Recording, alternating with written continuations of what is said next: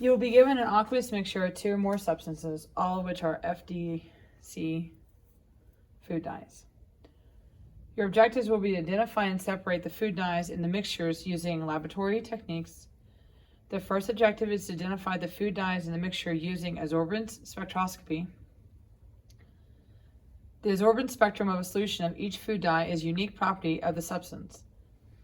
By carefully examining the absorption spectrum, you should be able to identify 1 or more of the food dyes.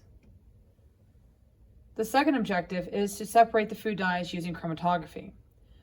Chromatography is a name for the family of methods used to separate mixtures into their components. The method is based on the affinity that molecules have for other molecules, also known as intermolecular forces of attraction.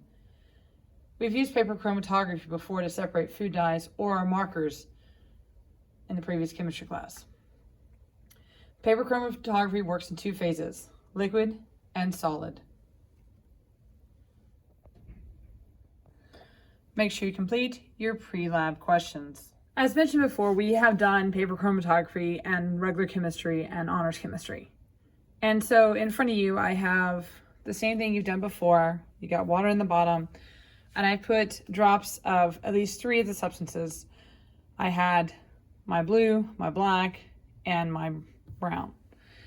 And one thing you should notice, it's very faint, very hard to see. So we're going to rely on using a spectrometer or a colorimeter in order to accomplish this. This lab instructions will be done with a spectrometer, but you can also do a colorimeter as well. First step is to set up your spectrometer. And so we're using spectral analysis, and we're gonna make sure our spectrometer is turned on. There are buttons on the side. Connect to spectrometer. You should be able to connect by doing the discoverable, and it should ping very quickly.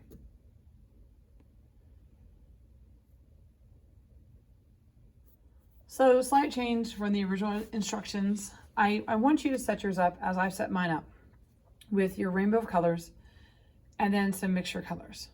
And what we're going to do is we're going to test each one. And so we're going to play around the spectrometer a little bit to get some information and to try to understand what's going on and see if we can figure out a way to separate the colors by analysis. Okay, so the first thing I'm going to do is I'm going to start with, I'm going to do the full wavelength. Okay, and it's going to ask me to calibrate, and at some point it's going to ask me to put the blank in there. Remember always to wipe off the side with it.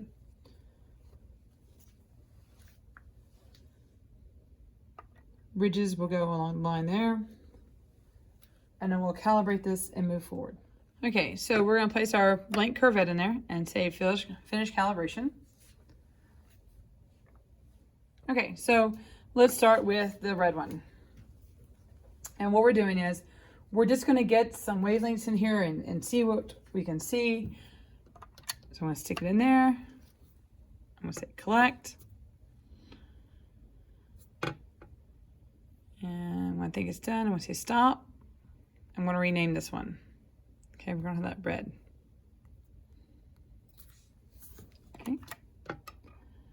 And then I'll do it with the next one that is Roy. Ooh, I did the wrong order. Let's do orange next. So orange, say collect. Okay, we're gonna say stop. We're gonna call that orange. And I'm gonna continue down line.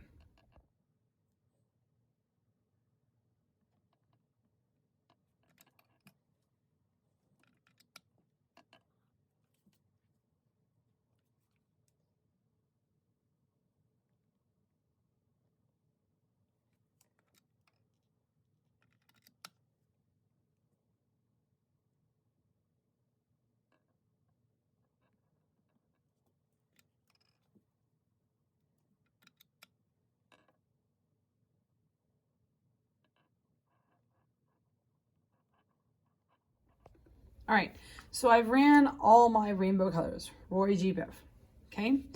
Now, I wanna make sure that I save this because I'm gonna have to use this as my reference. So we're gonna say save, and let's call this DCAP. This is number 5, and this is color reference.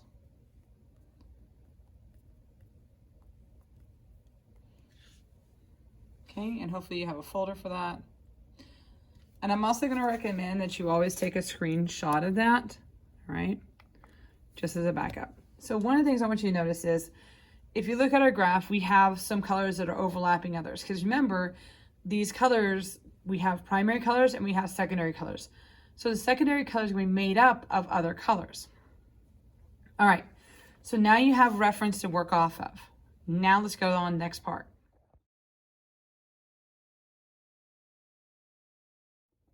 Okay, so at this point, we're gonna run our other colors.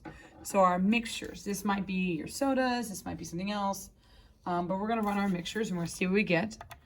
I'm still running in the same program, haven't changed that. Here, go collecting.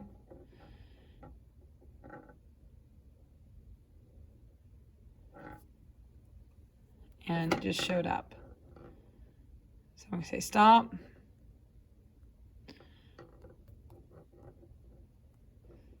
And this is supposed to be teal for me. And I want to do the brown. Let's see what we get with brown.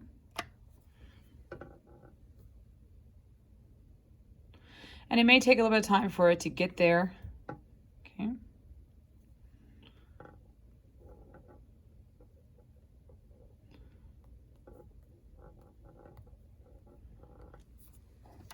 And then we'll do our last one, black.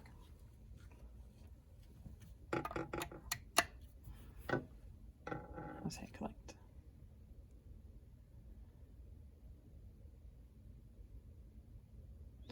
And hopefully one thing you're seeing is that we're seeing some overlap on the colors. So that's one way that we could identify it. All right, so we're gonna call that black. And I'm going to say this again. Okay.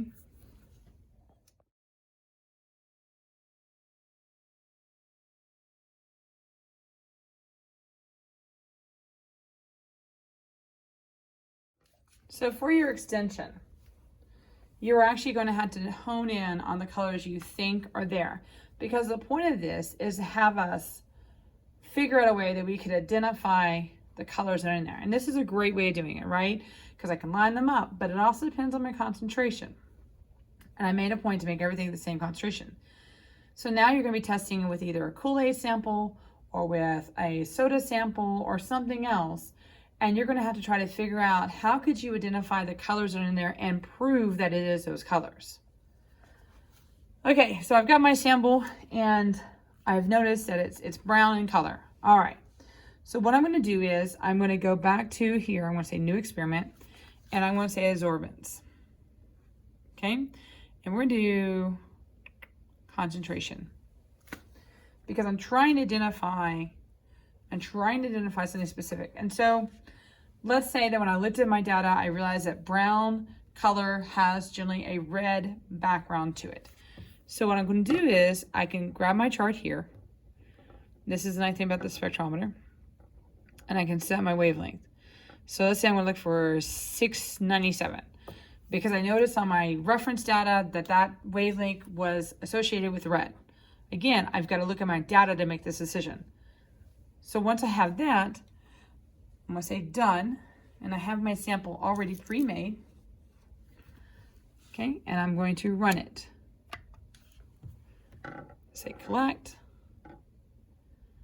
And we're looking at just that one wavelength. Okay, I've got a little bit block up there. I'm going to say keep. Okay, and so it tells me what my absorbance is on that one, right? And it looks pretty good because if you noticed that whenever it has a red color in it, red is not shown, but red is reflected. So, maybe I should choose a different color to pinpoint that red. I'll leave the rest for you. This is a dual credit lab, so you need to think through the problem and figure out how would you separate an unknown into the colors of the food coloring. Good luck.